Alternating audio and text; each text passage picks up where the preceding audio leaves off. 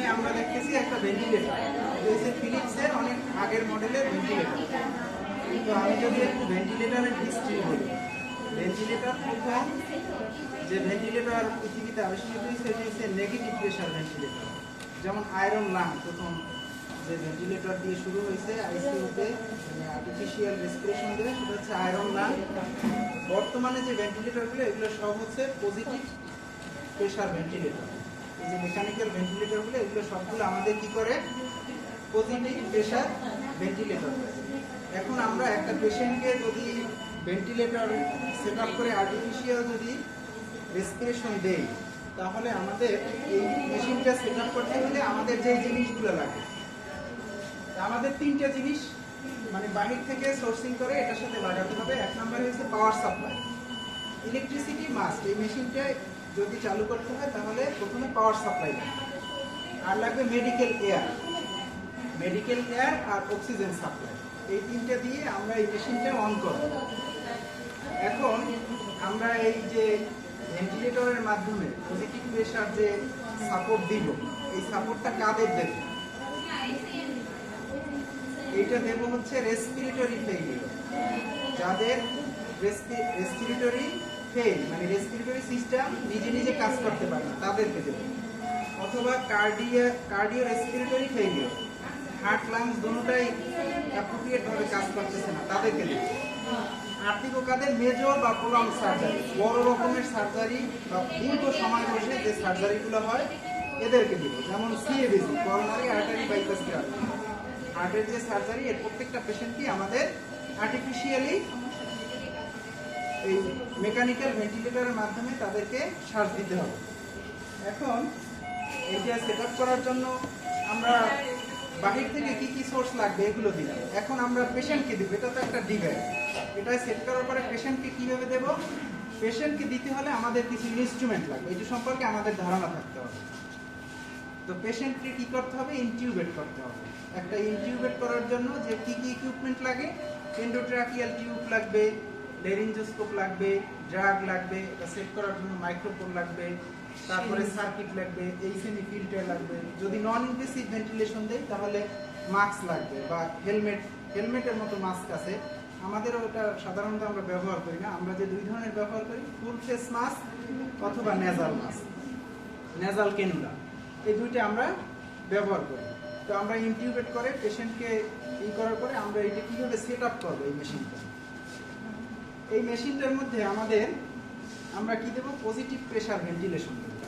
Positive pressure ভেন্টিলেশনের মধ্যে অনেকগুলো mood আছে।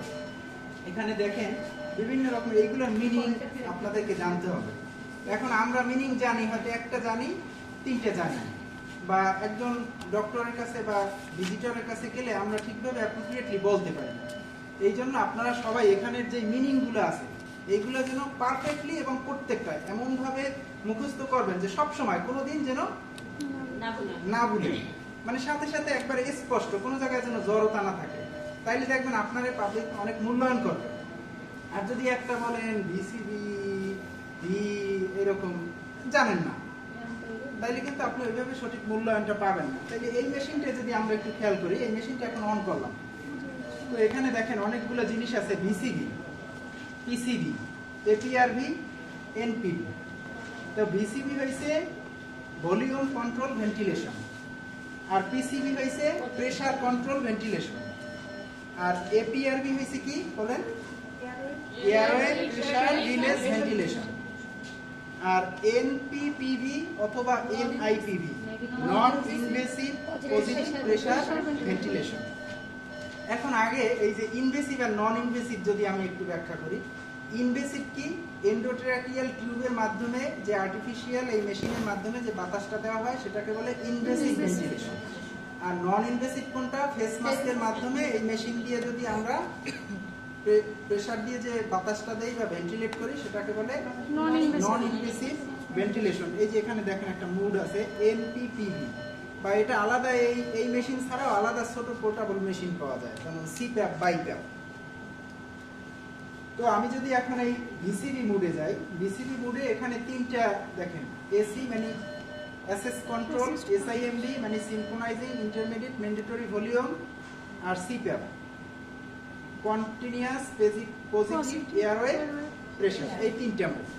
তো এখন আপনাদের প্রশ্ন হয়েছে যে কোন মুড কাকে দেব, বিসিবি কাকে দেব, পিসিবি কাকে দেব, এপিআরবি কাকে দেব, এনপিপিভি কাকে দেব।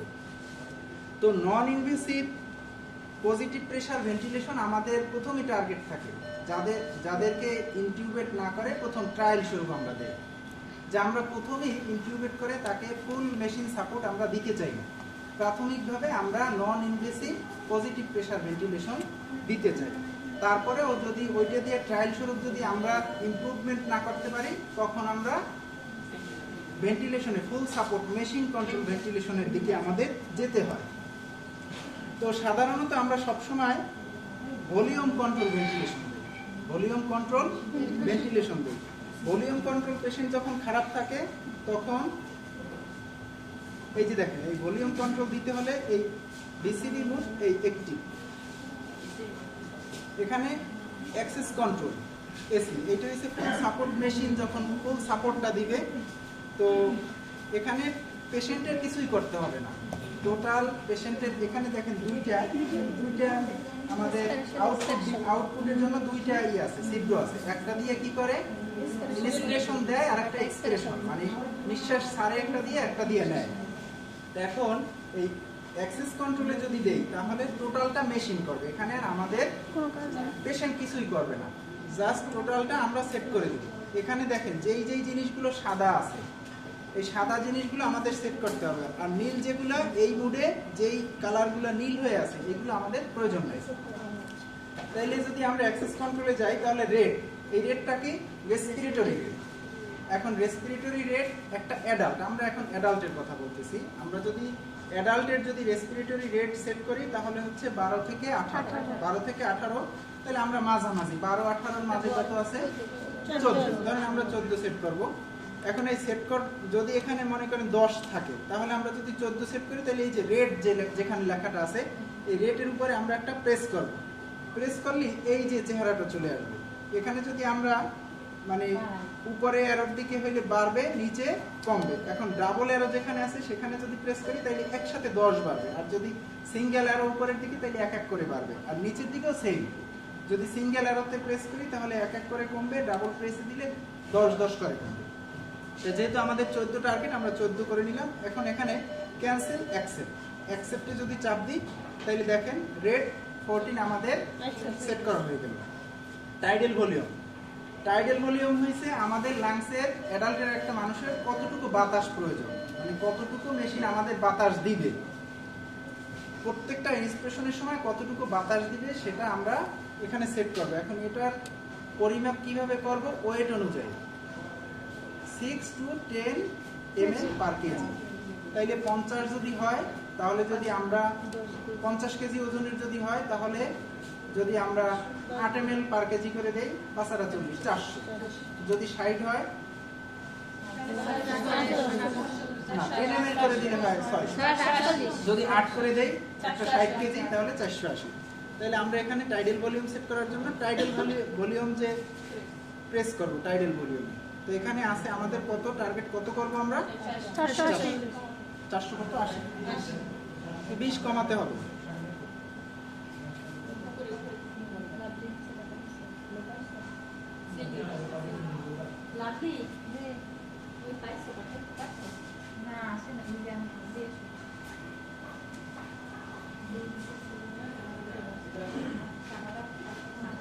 অ্যাকসেপ্টে চাপ দিলাম, এখন 480 টাইডাল ভলিউম।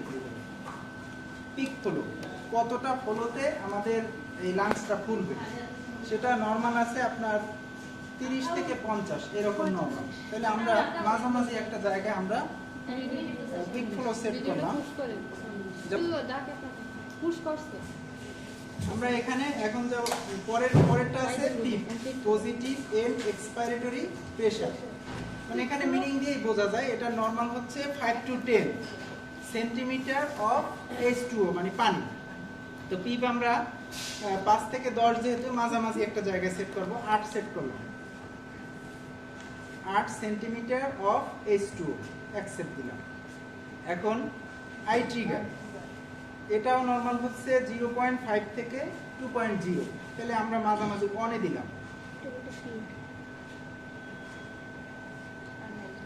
আর এগুলো আমাদের এখন অক্সিজেন স্যাচুরেশন। অক্সিজেন আমরা কত লেভেলে দিব? 100%। প্রথমে আমরা 100% দিয়ে চেষ্টা করব। তো 100% করার পরে অ্যাকসেপ্ট চাপলাম, অক্সিজেন হয়ে গেল। ইনস্পিরেটরি হোল্ড এটা হয়েছে 0.2 থেকে 2। আমরা মিনিমাম দিয়ে প্রথমে শুরু করব।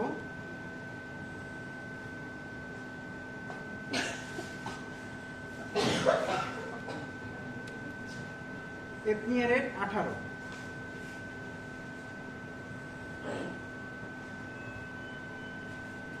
এখন এটা দিয়ে আমরা এই যে সার্কিটটা আছে, এই সার্কিট খুলে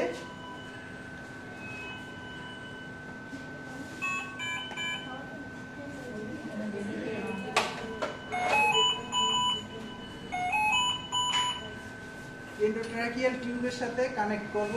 কানেক্ট করার পরে পেশেন্টকে আমরা দিয়ে ভেন্টিলেটর স্টার্ট করব।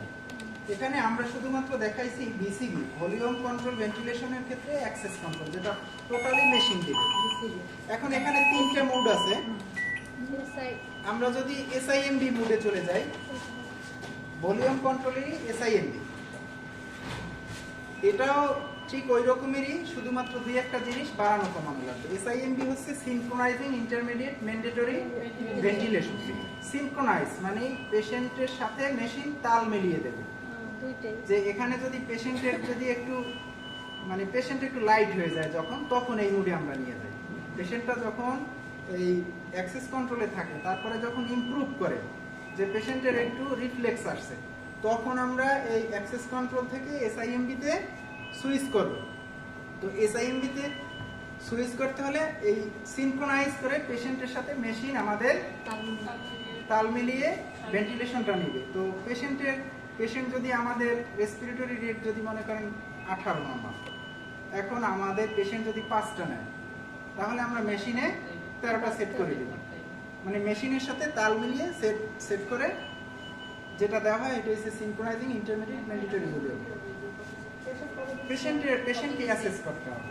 এটা মেশিনের এই যে পেশেন্ট ডাটায় গিয়ে ওই অ্যাক্সেস কন্ট্রোলে গিয়ে দিতে হবে, দেখতে হবে যে পেশেন্টের রিফ্লেক্স বাড়ছে না কমছে। দেখা যাবে যে পেশেন্ট নিচ্ছে কিনা, আমরা যে টাইডাল ভলিউম দিছি এর থেকে বেশি না কম।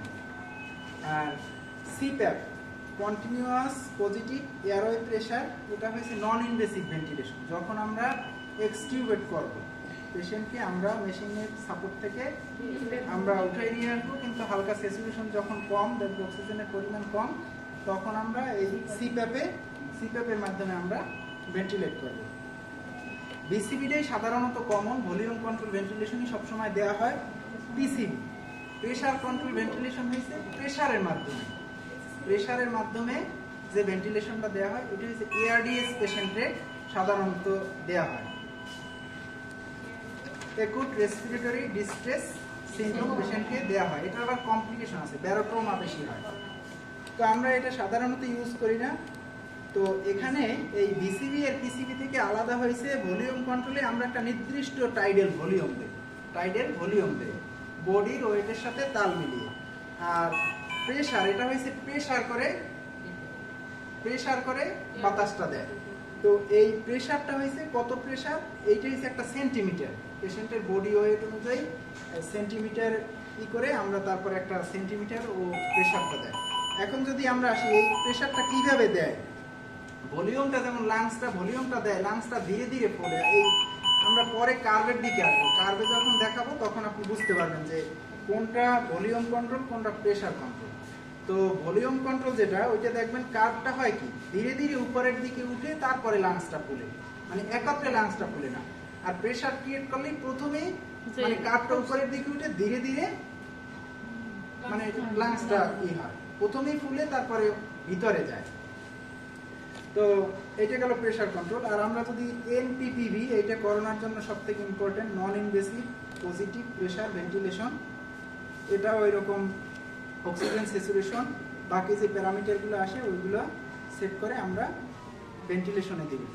এখন মেইন যে ব্যাপারটা, এই ভেন্টিলেটর একটা পেশেন্ট যখন সেট করবো, তখন এই পেশেন্টে আমরা কি কেয়ার দেব, নার্সিং কেয়ার কি দেব, আর কি কি জিনিসগুলো মনিটরিং করবো, এটা হচ্ছে সব থেকে ইম্পর্টেন্ট। একটা পেশেন্ট আমি ভেন্টিলেটরে দিলাম, দেওয়ার পরে পেশেন্টটা এক্সপায়ার করলো, পেশেন্টটা বিভিন্ন রকম কমপ্লিকেশন ডেভেলপ করলো, তাতে আমার ভেন্টিলেশন দিয়ে কোনো লাভ আছে? তো এখন আমরা তখনই সাকসেস যখন একটা পেশেন্ট ভেন্টিলেটরে যাবে, তারপরে আমরা প্রপার কেয়ার দিয়ে প্রপার সবকিছু মনিটরিং এর মাধ্যমে পেশেন্টটাকে আমরা ব্যাক করাইতে পারবো, তখন আমরা সাকসেস। এখন একটা পেশেন্ট যখন ভেন্টিলেটরে থাকবে তার যে যে কেয়ারগুলো প্রয়োজন, একটা হচ্ছে সাকশন। সাকশন খুব ভেরি ইম্পর্টেন্ট। তো পেশেন্টকে 2 ঘন্টা পর পর সাকশন দিতে হবে, এবং 2 ঘন্টা ছাড়াও আমরা সবসময় মনিটরিং করবো। যখন বেশি দেখবো সিক্রেশন হয়েছে, যে ড্রাগগুলো ইউজ করে তাতে বেশি সিক্রেশন হয়, তো যদি আমরা 2 ঘন্টার আগেও কখনো যদি দেখি যে সিক্রেশন বেশি হয়েছে, তাইলে আমরা সাথে সাথে সাকশন দেব। এখন সাকশনটা কিভাবে দেব? এটা অ্যাসেপটিক টেকনিক আমরা ফলো করব, নাইলে কি হবে, পেশেন্টের বিভিন্ন রকমের ইনফেকশন হবে, সেপ্টিসিমিয়া হবে, ভেন্টিলেটর অ্যাসোসিয়েটেড নিউমোনিয়া হবে। এই জন্য যে এই সাকশনের জন্য যা যা ব্যবহার করব, এই জিনিসগুলো অবশ্যই আমরা স্টাইল জিনিস ব্যবহার করব। যে সাকশন টিউবটা, তারপরে যে গ্লাভসটা ব্যবহার করব, এই জিনিসগুলো আমরা স্টাইলিটির মাধ্যমে খুব টেকফুলি পেশেন্টকে সাকশন দেব। প্রত্যেকটা সিস্টেমেরই স্পেশাল ভেন্টিলেটর পেশেন্টের কেয়ার দিতে হবে, মাউথ কেয়ার দিতে হবে, যাতে মুখে যাতে যে ঘা হয় অনেক সময়, এই জন্য oral jail time to time দিতে হবে। ব্যাক কেয়ার, পশ্চার চেঞ্জ হয়েছে পেশেন্টের মেইন। যেমন একটা পেশেন্ট যখন আমরা ভেন্টিলেটরে দেই, তখন তার মাসেল রিল্যাক্স করে দেই, তার মানে সেন্সেশন কমাই দেই, তখন একটা পেশেন্ট নিজে নিজে মুভমেন্ট করতে পারে না। তখন প্রতি 2 ঘন্টা পর পর পেশেন্টের পজিশন অবশ্যই চেঞ্জ করতেই হবে, নাইলে কি হবে, বেড শুর। একটা বেড শুর হইলে সেইটা আবার মানে সারাইতে আমাদের অনেক টাইম লেগে যাবে। তো আই কেয়ার, পেশেন্টের আইয়ের জন্য স্পেশাল কেয়ার নিতে হবে, মাউথ কেয়ার দিতে হবে, ব্যাক কেয়ার দিতে হবে। প্রত্যেকটা কেয়ারের ব্যাপারে আমাদের খুব খেয়াল করতে হবে। তো আমরা কি কি জিনিস একটা পেশেন্ট শুধুমাত্র এই যে আমি বললাম পিসিবি বিসিবি যে কোনো একটা মুডে আমরা নিয়ে শুধুমাত্র পেশেন্টের মেশিনের সাথে লাগাই রাখলেই কি পেশেন্ট ব্যাক করবে? একটু পরে দিচ্ছি। পেশেন্টের কাছ থেকে একটা ভালো ফিডব্যাক যদি আমরা পেতে চাই, তাহলে অবশ্যই পেশেন্টের বিভিন্ন জিনিস মনিটরিং করতে হবে। 1 নম্বরে মানে অনেকগুলো জিনিস, এখানে একটা মনিটর থাকবে, প্রত্যেকটা ভেন্টিলেটর পেশেন্টের জন্য একটা আলাদা মনিটর থাকবে। মনিটরে বিভিন্ন জিনিস থাকবে, এখানে অ্যালার্ম সেট করা থাকবে, ম্যাক্সিমাম লেভেল আর লো লেভেল এইগুলো ক্রস করলেই অ্যালার্ম দেবে। তো আমাদের আইসিইউ নার্সদের অ্যালার্মের ব্যাপারে খুব সচেতন থাকতে হবে, যে কখন একটা অ্যালার্ম দিলে, অ্যালার্ম মানেই তো তার নর্মাল লেভেলের থেকে বেশি অথবা কম কিছু হয়েছে, তো সাথে সাথে এটা অ্যাকশন নিতে হবে। তো একটা মনিটরের মধ্যে কি থাকবে, হার্ট রেট থাকবে, অক্সিজেন স্যাচুরেশন থাকবে, রেসপিরেটরি রেট থাকবে। এই জিনিসগুলা আমাদের প্রতিনিয়ত অবজার্ভ করতে হবে। তারপরে এই যে ভেন্টিলেশনের কার্ভ থাকবে, তারপরে পেশেন্ট হাইপোথার্মিয়া হয়ে গেল কিনা, হাইপারথার্মিয়া হয়ে গেল কিনা, এটার জন্য প্রোব থাকবে। এই জিনিসগুলো আমাদের প্রতিনিয়ত মনিটরিং করতে হবে। Respiratory rate, heart rate, temperature, pressure কখন বাড়লো কখন কমলো। আর যে জিনিসগুলো কি করতে হবে সেটা হলো আপনার ABG, arterial blood gas analysis. Arterial blood gas analysis initial পর্যায়ে আমরা খুব দ্রুত 2 ঘন্টা পর পর করবো। তারপরে আমরা যদি দেখি যে অ্যাকসেপ্টেবল, তো ধীরে ধীরে আমরা সময় বাড়াবো। তো প্রথমেই আর্টেরিয়াল ব্লাড গ্যাসে যে অ্যাবনর্মালিটিগুলো পাবো, পিএইচ, তারপর কার্বন ডাই অক্সাইড, বাইকার্বনেট, এগুলা আমাদের এইগুলোর সাথে তাল মিলিয়ে যেই জিনিস যেখানে যেই প্যারামিটারের সমস্যা, ওই প্যারামিটারে আবার বাড়ানো কমানো আমাদের এই ভেন্টিলেটরের মেশিনে আমরা বাড়াই কমাই দেব। তো ড্রাগ, বিভিন্ন আইসিইউ পেশেন্ট, যখন একটা পেশেন্ট ভেন্টিলেটরে থাকবে তখন বিভিন্ন রকম ড্রাগের সাপোর্টে পেশেন্টটা থাকে। তো সব থেকে যে মেইন যে ড্রাগগুলো সেগুলো হচ্ছে আয়োনোট্রপিক সাপোর্ট, পেশেন্টটাকে আয়োনোট্রপিক সাপোর্টে রাখতে হবে। তো এখানে আয়োনোট্রপিক এজেন্ট যদি আমরা জিজ্ঞেস করি, আয়োনোট্রপিক এজেন্ট কি কি? Dopamine, dobutamine, adrenaline, noradrenaline, isoprenaline. এগুলো আবার কিভাবে দিতে হয় এটার জন্য আবার আলাদা একটা ক্লাস আছে, সূত্র আছে, rules of 3। Rules of three, এখানে ডি দিয়ে যেটা ওইটা হয়েছে 3 ml পার কেজি, তারপরে হয়েছে অ্যাড্রেনালিন নর অ্যাড্রেনালিন এগুলো হয়েছে 0.03 ml পার কেজি, এরকম একটা সূত্র আছে। তো আর ইলেকট্রোলাইট চেক করতে হবে যে পেশেন্টের সব থেকে আইসিইউ যে ভেন্টিলেটরের পেশেন্ট থাকবে তার সব থেকে ইম্পর্টেন্ট পটাশিয়াম। পটাশিয়াম রিপ্লেস করতে প্রত্যেক নার্সের জানতেই হবে। পটাশিয়াম রিপ্লেস কিভাবে করে? পটাশিয়াম রিপ্লেস করবে কিভাবে? পটাশিয়াম আমরা নর্মাল লেভেল যদি ধরি 3.5 টু 4.5, তো এখন একটা পেশেন্টের পটাশিয়াম আসলো 2, পটাশিয়াম আসলো 2। এখন এই পেশেন্টকে কিভাবে আমরা পটাশিয়াম রিপ্লেস করব? 2 যেহেতু এটা অবশ্যই ইনজেক্টেবল রুটে আমাদের কি করতে হবে, এটার জন্য একটা সূত্র আছে। মনে করেন আপনার ডিজায়ার্ড লেভেল, আপনারা ডিজায়ার্ড লেভেল বুঝেন, মানে ডিজায়ার্ড লেভেল মানে আমার লক্ষ্য কত? নরমাল লেভেল 3.5 টু 4.5, তাহলে আমি মাঝামাঝি আমার সব সময় আমার চাহিদা থাকবে। তাহলে আমার যদি চাহিদা থাকে 4, পটাশিয়াম আমি 4 এ নিয়ে আসবো, এখানে পাইলাম 2, তাইলে আমার ডিজায়ার্ড লেভেল থেকে কারেন্ট লেভেল বিয়োগ দেব, ডিজায়ার্ড লেভেল থেকে কারেন্ট লেভেল বিয়োগ দেব, বিয়োগ দেওয়ার পরে ওইটার সাথে গুণ দেব বডি ওয়েট। যদি 60 কেজি হয় তাহলে আসলো 1.5 ইনটু বডি ওয়েট ইনটু 0.3, এইটা গুণ দিয়ে যে আসবে ওইটা দিয়ে আমরা এই যে ইনজেক্টেবল এটা সিবি লাইনে অথবা ব্রড ভেইনের মাধ্যমে খুবই স্লোলি নরমাল সেনায় মিক্স করে এই পটাশিয়াম কারেকশন করতে হবে। তাহলে আমরা জানলাম কিভাবে একটা আইসিইউ পেশেন্ট কি কি জিনিস মনিটরিং করতে হয় আর কি কি কেয়ার দিতে হয়। এখন এই একটা ভেন্টিলেটর পেশেন্টের কি ধরনের কমপ্লিকেশন ডেভেলপ করতে পারে? একটা ভেন্টিলেটর পেশেন্ট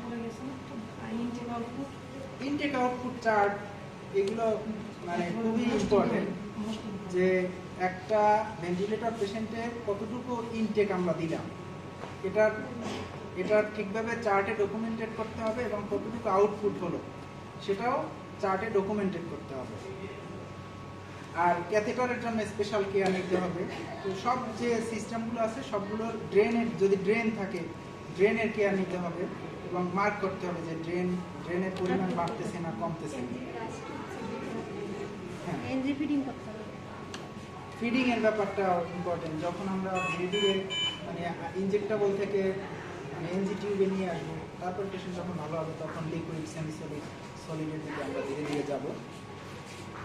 তো এখন আমরা আসি যে একটা ভেন্টিলেটর পেশেন্টের কি কি কমপ্লিকেশন হতে পারে। একটা ভেন্টিলেটর পেশেন্টের যে কমপ্লিকেশনটা মেইন হয় সেটা হচ্ছে ভ্যাপ। ভ্যাপ হচ্ছে ভেন্টিলেটর অ্যাসোসিয়েটেড নিউমোনিয়া। এটা কমন, এটা আমাদের জন্যই হয়। আমরা স্টাইল টেকনিকে স্টাইল জিনিসগুলো ব্যবহার করি না, যে কারণে ভ্যাপের জন্য আমরাই মূলত দায়ী। তাই নার্সদের সব কিছুতে স্টাইলিটি মেনটেন করতে হবে।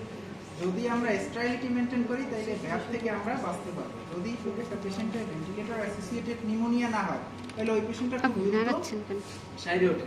তারপরে হয়েছে ব্যারোট্রমা। ব্যারোট্রমা কি লাংসটা আঘাতপ্রাপ্ত হয়। আর অ্যাটেলেকটাসিস মানে লাংসের যে বাতাস ধারণ ক্ষমতা কমে যায়, অ্যাটেলেকটাসিস হয়। এরকম অনেক রকমের কমপ্লিকেশন হয়।